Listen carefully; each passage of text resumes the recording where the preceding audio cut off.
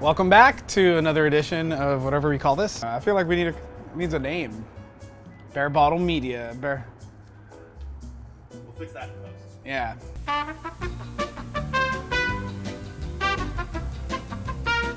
I'm Magic. I'm one of the co-head brewers here at Barebottle, and Lester, one of the co-founders at Barebottle. Today we're going to be talking about Double Galaxy Dust. But first, we're going to start with a story of where this beer came from, which is the original Galaxy Dust, one of Lester's homebrew recipes. Yeah, so this was a beer that actually got started before Barebottle even got started. It was kind of a genesis from a homebrew competition from the SF Homebrewers Guild. It was one of those things where the yeast company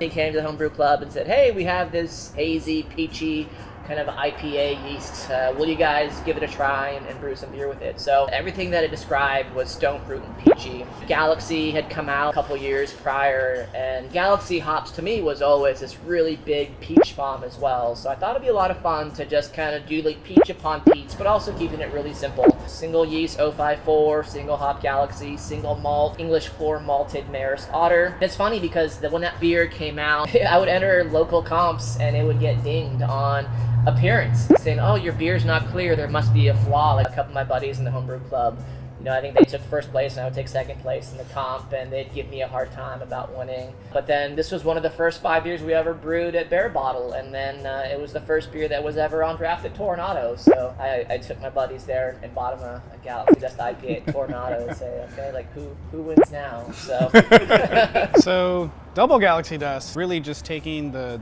base Galaxy Dust recipe and amping it up, but massaging it from all the things we've learned to make it a palatable double IPA. Maris Otter, which you can't really use in that high amount on a big beer like this because it'll be too sweet. The alcohol of a double IPA is already going to be sweet. Final gravity of this beer is going to be higher, so we just toned down the Maris Otter and substituted wheat and spelt malt, actually, which is kind of like a less weedy wheat in my opinion, and oats. The hops, keep it simple, Citra and Galaxy, two of the most easily punchy mango, orange, and peach hops out there. And yeah, let's give this a try. Cheers. cheers. It smells like straight sun-kissed tropical fruit juice. Okay. Ton of peach, a ton of like mangoes, really ripe, like almost overripe, but it's very, very smooth. Low bitterness, ton of body, very easy to drink and very dangerous for that. What's the ABV on I it? think 7.7. The big change that we did for this beer though, from the original Galaxy Dust, is the yeast. Giga yeast is no longer around. So we've switched most of our house yeast to London Ale 3 variant Imperial Juice, and that's what this yeast is. Still getting to understand it completely. It is not as robust of a yeast as the Giga yeast.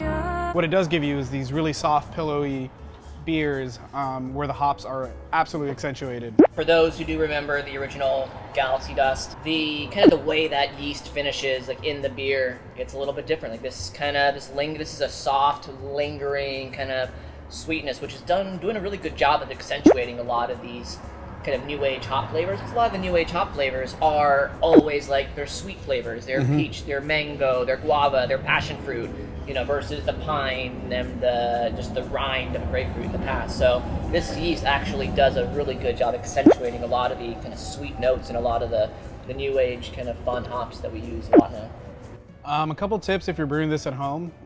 Something we've started doing a lot with these bigger final gravity beers is lowering our whirlpool pH. Not necessarily knockout pH, but whirlpool pH. That does two things. It helps pull more stuff out of the hops, but also gives a counterbalance to the extreme sweetness and malt profile that you often get. So even though this beer is big and sticky, it's very easy and refreshing to drink. Real fruit is kind of acidic, so why shouldn't your beer have a little bit of acidity in there? By lower pH. Lower pH, higher acidity, just a little bit. This is a great kind of newer, higher octane, higher alcoholic incarnation of Galaxy Dust. Does it absolutely true justice. Galaxy, we have it now. For how long? I don't know. Yeah. But well, you can, because yeah. after this year next, then 2 more years, and we won't make any Galaxy beers. That doesn't mean there aren't other cool hops out there, but Galaxy is absolutely a special one. With that, we log off. Boop, boop.